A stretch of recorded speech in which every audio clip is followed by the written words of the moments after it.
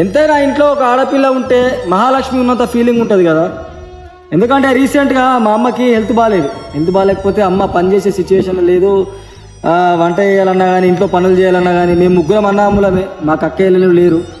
ఇప్పుడే కాదు, అమ్మ ఎప్పుడప్పుడైనా ఊరికి పోయినప్పుడైనా కానీ ఇంట్లో పనులు చేయడానికి ఒక ఆడపిల్ల ఉంటే మంచిగా ఉంటుండే అనే ఫీలింగ్ ఉంటుండే. మాకు కూడా మొన్న రీసెంట్గా అమ్మకి హెల్త్ బాగాలేనప్పుడు అనిపించింది, అరే మాకు కూడా ఒక అక్క చెల్లె ఉంటే మంచిగా ఉంటుండే కదా అని చెప్పేసి.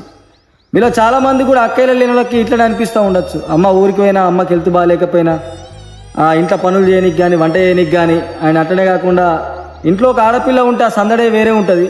చాలామంది అక్కయ్యలు లేని వాళ్ళకి కూడా అనిపిస్తూ ఉండొచ్చు, మాకు కూడా ఒక అక్క చెల్లె ఉంటే ఎంత మంచిగా ఉంటుండే అని చెప్పేసి.